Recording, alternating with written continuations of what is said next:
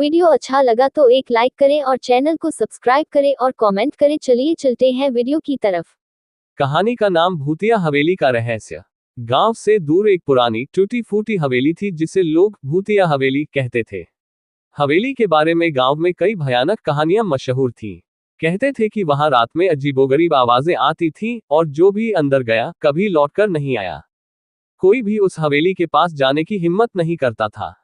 रवि एक युवा, निडर और जिज्ञासु लड़का था जिसने अपने दोस्तों के साथ उस हवेली के रहस्य को जानने की ठानी। वह किसी भी भूत प्रेत की कहानियों पर विश्वास नहीं करता था और उसे यकीन था कि ये सब अफवाहें हैं। उसके दोस्तों ने उसे बहुत समझाया पर वह नहीं माना और एक रात अकेले ही उस हवेली में जाने का निर्णय लिया। आधी रात का समय था। चांद की हल्की रोशनी हवेली के टूटे हुए खिड़कियों से अंदर आ रही थी। रवि ने साहस जुटाकर हवेली का दरवाजा खोला।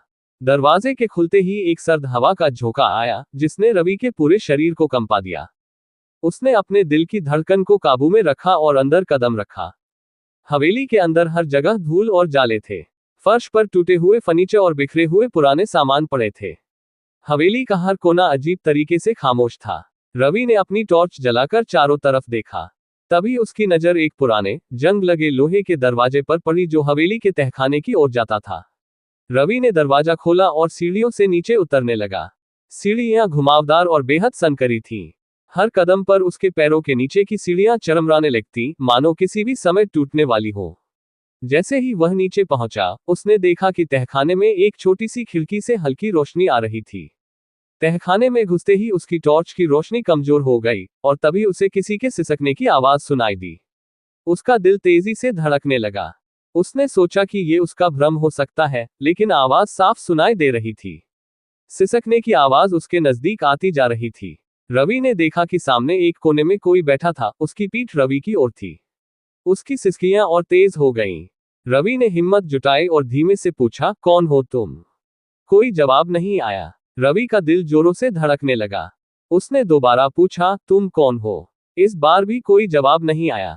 अचानक वह आकृति धीरे धीरे मुड़ी। रवि ने जैसे ही उसकी शक्ल देखी, उसकी टॉर्च की बैटरी अचानक खत्म हो गई और सब कुछ अंधेरे में डूब गया। रवि ने अंधेरे में उस चेहरा देखा तो उसकी आंखें फटी रह गईं। वह कोई इंसान नहीं था, बल्कि एक बेहद डरावनी, बुरी आत्मा थी।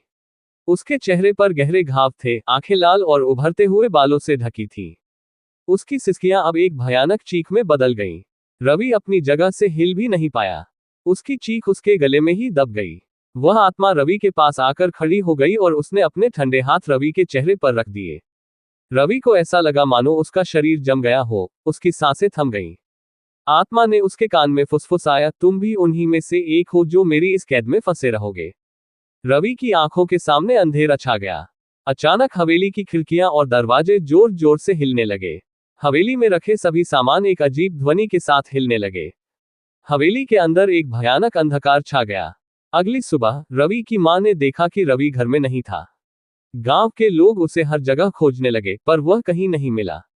उसके दोस्तों ने बताया कि रवि भूतिया हवेली की ओर गया था। गांव के कुछ साहसी लोग उसे खोजने हवेली की ओर गए, लेकिन उन्हें हवेली के अंदर कुछ भी नहीं मिला। रवि का कभी कोई सुराग नहीं मिला। कहते हैं कि उस रात के बाद से हवेली में रवि की चीखें सुनाई देने लगी। हवेली में कोई जाता तो उससे रवि का साया दिखाई देता, जो हर आने वाले को उसी तरह फुसफुसाकर कहता, तुम भी उन्हीं में से एक हो जो मेरी इस कैद में फंसे रहोगे। धीरे धीरे लोग उस हवेली के और भी डरने लगे। कोई भी उसके आसपास जाने की हिम्मत नहीं करता। कहते हैं कि जो भी उस हवेली के अंदर गया, वह कभी वापस नहीं लौटा। अब वह हवेली गांव की सबसे भयानक जगह बन गई थी, जहां जाने से हर कोई डरता था। समाप्त।